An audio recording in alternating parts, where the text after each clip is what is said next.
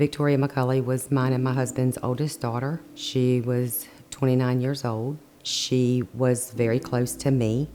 She was very close to her brother, and she adored her baby sister. Whenever I was younger, Victoria was the big sister that any little girl could ever want. She always would paint my nails whenever I wanted her to. We would always go in her room and watch Pretty Little Liars. I thought I was a big kid, just like her. She was definitely my best friend. When Victoria was 16 years old, she had a major mouth surgery. After the medication, the recovery's done. Now she's back at school because she did homeschool during that period. And I later learned that within a couple of weeks, she was actually buying pain pills off the street from a friend.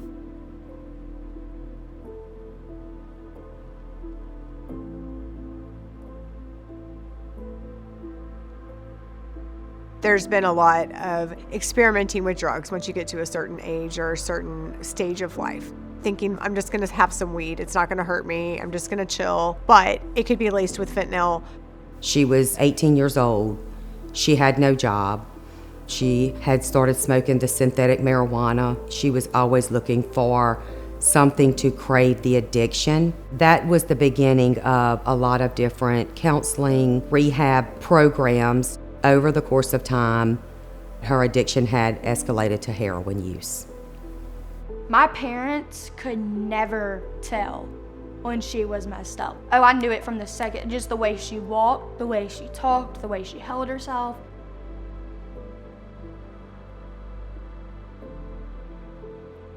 She got pregnant.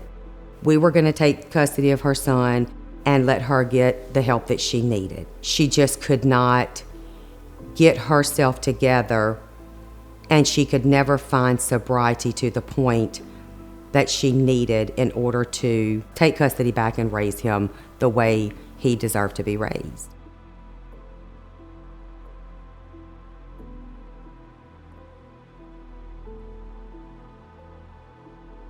We did not hear from her for a little period of time, and then she went to jail. It truly got to a point where our daughter being in jail was a peace of mind for our family. Me and my mom were in her bathroom getting ready because we had a whole bunch of family over. And this random number kept blowing my mom's phone up and would not stop. And it was my sister calling from jail.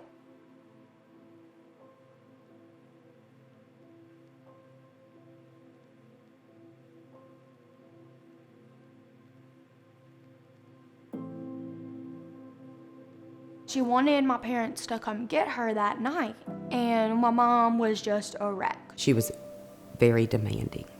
And I said, what I can do is I can love you and I can pray for you until the end of my days.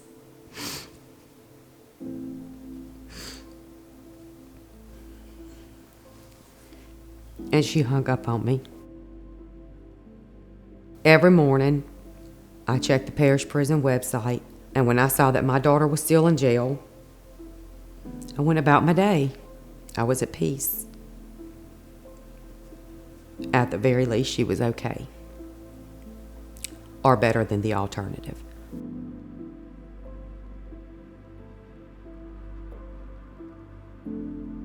There's a concept with people who have substance use disorder called chasing the dragon. And basically it means that very first high is the best high that they'll ever experience in their entire lives. And they'll always be trying to get back to that great high, but they never get there. So the next time they use a little bit more, but they never get back to that great high. They never catch that dragon.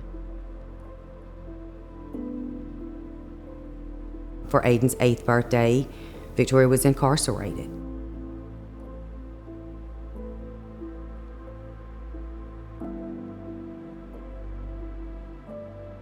He was an 8-year-old kid that got a colored picture from his mother for his 8th birthday.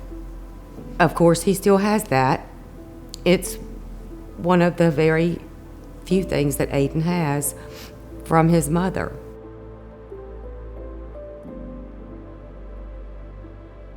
She needed to come to my house. When she got here, she was worse than I had ever seen her. We knew that she had spun out of control. We could not allow her to live in our home. We had other children to protect. So we gave her an option, that option being that we would take her to a treatment facility or that we would let her use a phone to call a friend to come pick her up. She left walking in the rain. She was not ready at that moment to go to treatment. She was not in good shape.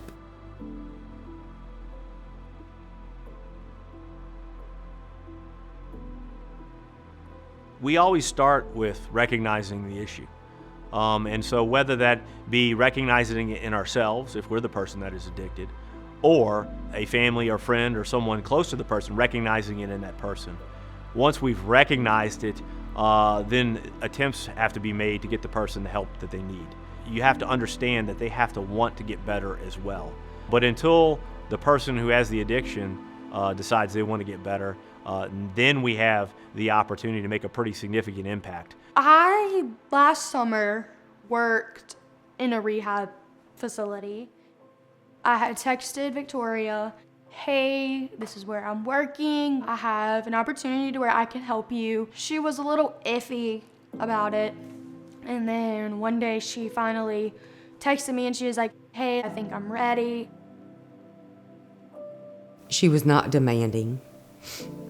She was not manipulating. She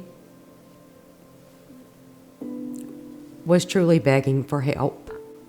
She come in the house. I went through her things. And while she ate her cereal, she just cried. Never say anything, just tears. And I asked her, I said, Victoria, why are you crying? And she said, I'm so broken. I asked her, I said, Victoria, you scared? And she said, yes.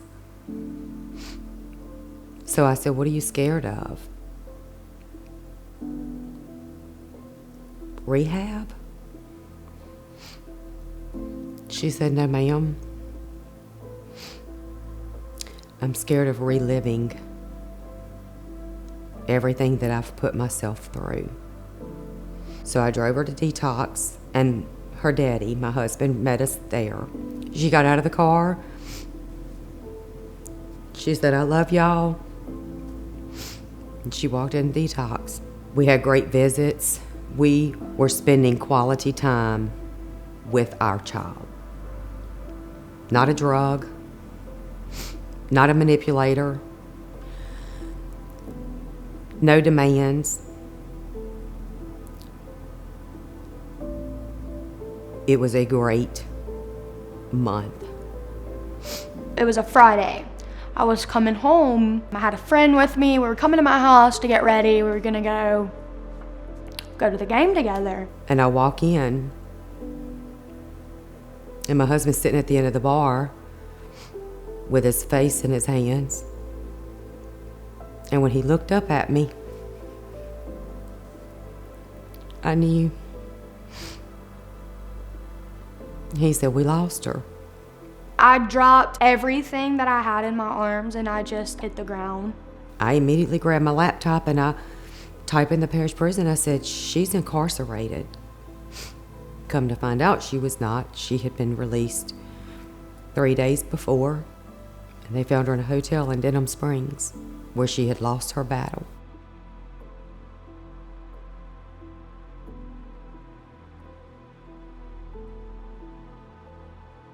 Our community, our country is experiencing a crisis. We're losing the war on drugs. Every day, more and more people in our community and all across our entire country are dying from fentanyl poisonings. It can happen to anybody. It's not a certain demographic. It's not a certain age. It's not just teenagers. It's not just adults. It's everybody. And my concern moving forward is the more often this happens, how soon before 300 turns into 600 and then 600 turns into 1,200. We have a bad problem now that just becomes much, much worse. The crisis that we're experiencing right now is young people and old people and everyone in between. And it's death.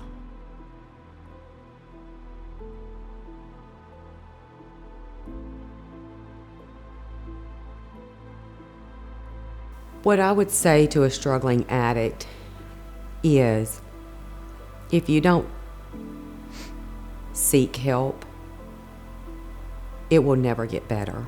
We couldn't let Victoria's addiction take everything we had,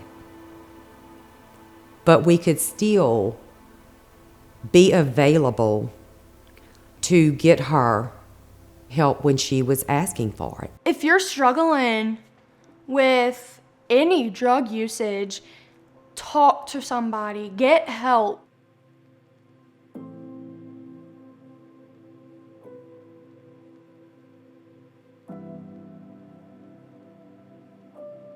Without a doubt, she knew she was playing with fire, as does everyone who is experimenting with drugs today. It's truly like playing Russian roulette.